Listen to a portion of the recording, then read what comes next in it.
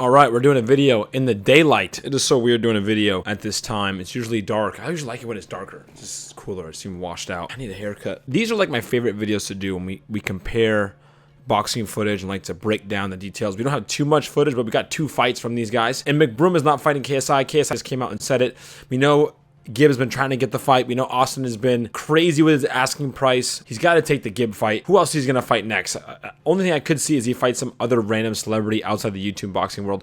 But from the YouTube boxing world, GIB is the only one that makes sense. I tweeted out a picture the other day putting on these glasses. I think people actually thought I wore glasses. These are just like blue light glasses. So let's do it. Let's break it down. We're going to look at Austin first, his last fight, and then we're going to look at GIB. And I'm going to give some pros and cons to their style and to what they're doing.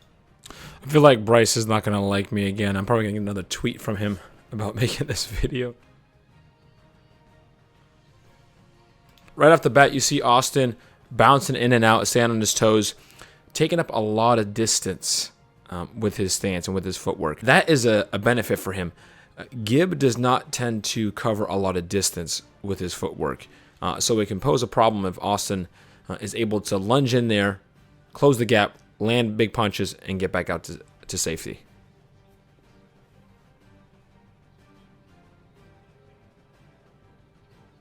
Austin is throwing punches with intention. In the fight that GIB had with Taylor Holder, Taylor was on his back foot most of the time. His punches he was landing, he was just looking to score. Austin does throw punches with bad intention, so that is a plus on his side.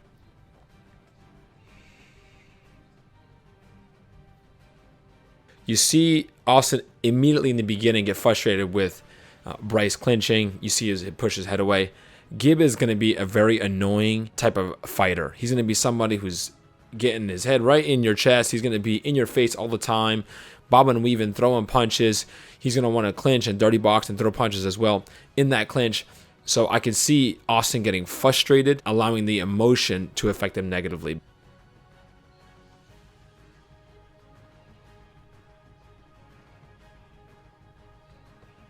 Beautiful combination here. One of the issues Bryce had is that he was very flat-footed. Austin was dictating most of the footwork. You're not going to see that from GIB, so that's a big difference between opponents here. Now it's time to go, right? He shoots the little half-inch jab there, and then shoots the left right behind it. He does a good job of shooting the left pretty straight, doesn't load it up. He leads with it very well. He's looking to land punches with bad intention here. He throws his combination, gives up his footwork, his head is lunging for it, but he's throwing punches with bad intention. He's trying to land power punches. If you want to win in a fight, especially if you feel like the other person doesn't have a lot of power to offer, then you landing powerful punches, landing effective punches that's going to hurt your opponent is going to give you the upper hand and control of the fight from then on. So I think this is actually a plus for Austin. One thing I do see a lot of from Austin is we call SDA, single direct attack, which is he's looking for one punch. He throws with all his might. Against someone like GIB who wants to punch a lot and have high volume, Austin is just looking to be one and done, and he's not landing. It can be a long night for him. Another perfect example here. He's stepping in to throw that right hook. Both his hands are down by his side, so he's relying on his speed. And you see Bryce leaning in heavily over his front foot.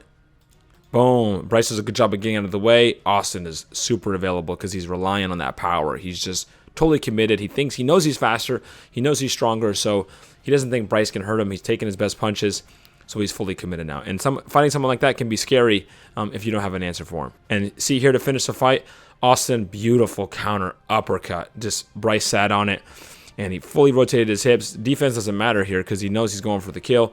He knows Bryce is hurt, and Austin does a great job of finishing the fight, not being super cautious, not just moving around the ring and looking to win the round. He's looking to finish the fight.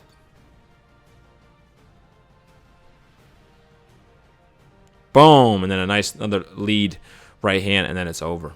Now it's over.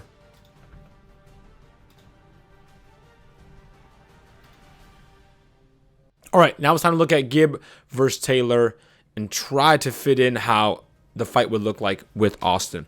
Now, Taylor is taller, but he's not the bigger guy, clearly lighter. Austin is a bit bigger than Taylor, more similar to GIB's weight. He's moving in and out. I will say that's a lot better. When he fought Jake, we noticed that he was mostly just coming in. He was trying to use his footwork and his head movement a lot, but he was moving in to a lot of Jake's punches. But here, right off the bat, you see he's already moving side to side laterally and moving forward and back, giving Taylor different looks. And Taylor seems to be more flat-footed in this case. Didn't do a good job of using his quickness, his footwork at all during this fight.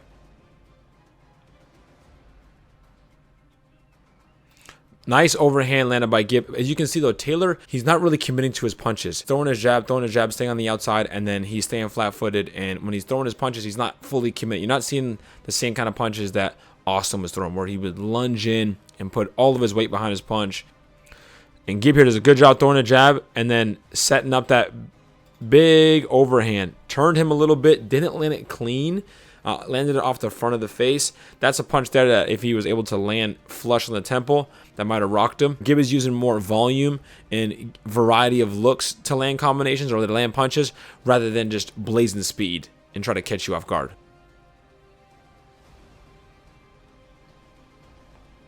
He has Taylor against the ropes, throwing a combination. Taylor does a good job of countering with solid punches.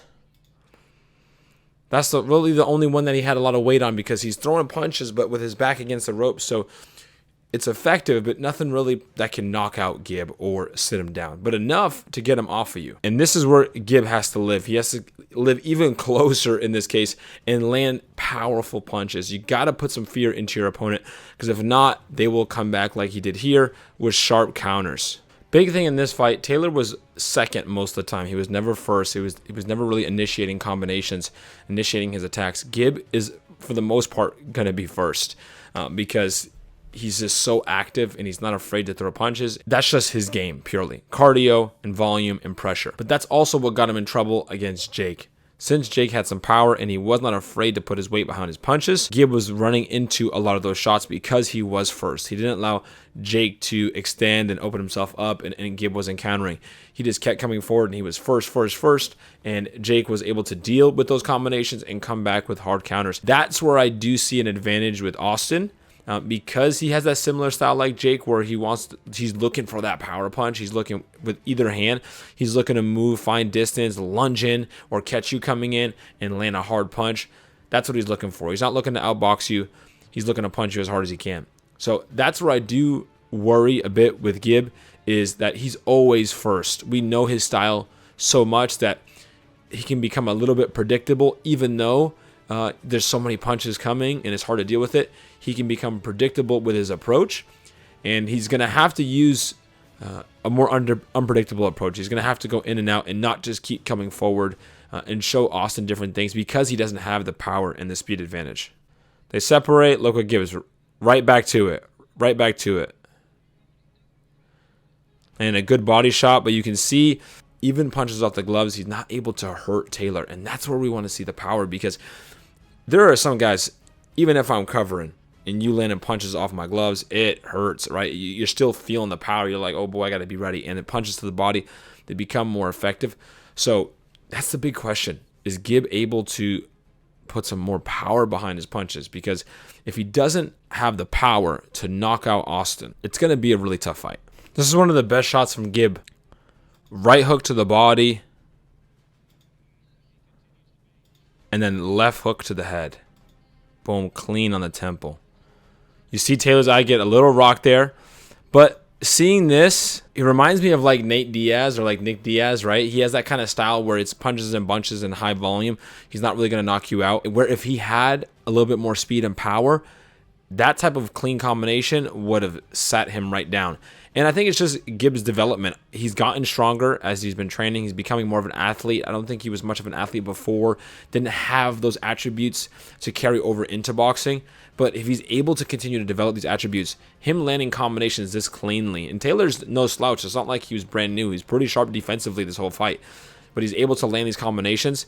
This is something where GIB's going to have to really have been focusing on putting on the muscle, whatever he needs to do to be able to have speed and power so that he can hurt people and knock them down. Because this right here, with this kind of punch landed, with this kind of combination, this right hook to the body, you know, boom, his hand drops, and that was clean left hook. That's something that, you know, if you're going to land that punch, you want to have that TKO victory, right? That's a highlight reel knockout in the making. Okay, so now we're going to break this down into 5 categories. We're going to go power, speed, defense, endurance, and then fight IQ. Okay, and then we're just going to pick who do I think has the edge. So first we got power. That one's going to go to McBROOM right off the bat, right? You can tell in the fight with Bryce Hall, he landed the harder punches. He busted up his face, got a TKO finish, had a multiple standing counts. And also, it wasn't like he landed a bunch of punches. It wasn't like the accumulation. The punches he landed were pretty effective. Now speed. That also goes to McBROOM. From his feet to his hands, he's pretty quick. He's obviously a stronger athlete as well than GIB. He has his basketball background, so speed, of course, goes to McBROOM. That's an easy one. Next is defense. Now this is tricky. GIB is more technical than Austin. Austin has, I think, a wider skill set because he can switch stances and things like that. But GIB is quite technical with his guard, and like I said before, it doesn't open up too much. But he has gotten hit quite a bit, and he has a TKO loss against Jake. So sometimes when he's in the pocket with that pressure, he has trouble knowing where the shots are coming from, and he gets caught sometimes. And Austin relies more on his footwork. The way I think about it is like this. Which person would I think would be easier to hit? Just purely landing a punch. Who would I have an easier time landing a punch on? I would think GIB, because he's going to have so much pressure, and he's going to be more available, and he's not going to be as quick. So Austin's quickness, I think, overrides just GIB's technical ability. Now we got cardio, endurance. This one goes to GIB. I know Austin didn't look tired in his fight, but GIB is so active. It's not like he just doesn't get tired. He's also very active with his footwork, his head movement. His whole body's moving the whole time. He's throwing punches, combinations. He's always in your face. So to have that much output and also maintain that throughout a fight that goes the distance is not easy. Very difficult. Now fight IQ. This one is tricky because they have such different styles. It's hard to compare the pros and cons in their styles. Sometimes it could be easier at face value just to pick Austin right away. Yes, he can switch stances. He has good footwork, knows how to land punches. He sets him up with feints. He changes pace. He does all the right things you're supposed to do in boxing. But when it comes to fight IQ, I got to give that one to GIB. When it comes to boxing, power and speed are number one.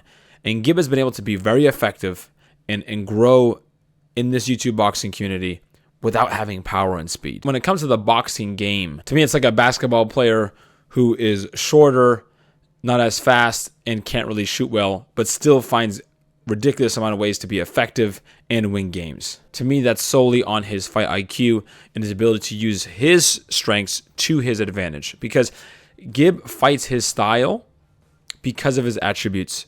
And that's obviously has to do with his coaching, but he's in there by himself. He's fighting. So his ability to find out what his strength is and what his pros are and use those in his fight so that he can win is solely reliant on fight IQ. It's not just like he has this one punch and he's just chasing it the whole time. Now, if they fought, what do I think happens? I think this is solely up to GIB and the way he wants to fight. And we know GIB is going to want to put a lot of pressure, and we know that's going to play into Austin's style.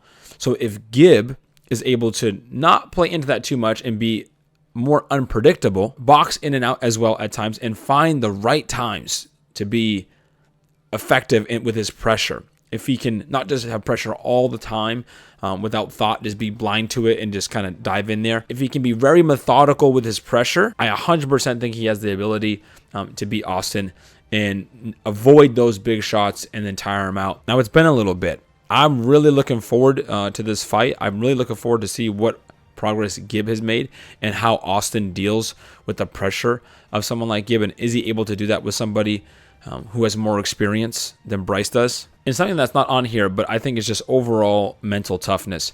If you look during the fight, Austin was emotional right off the bat, and that played into his fight. Obviously, it worked out for him. For GIB, he kind of likes the dirty boxing, and he likes when the fight gets messy. He's looking for that. He's looking for you to get emotional, and he stays steady the whole time. If you look at like Logan and KSI, if you put those guys on paper, right?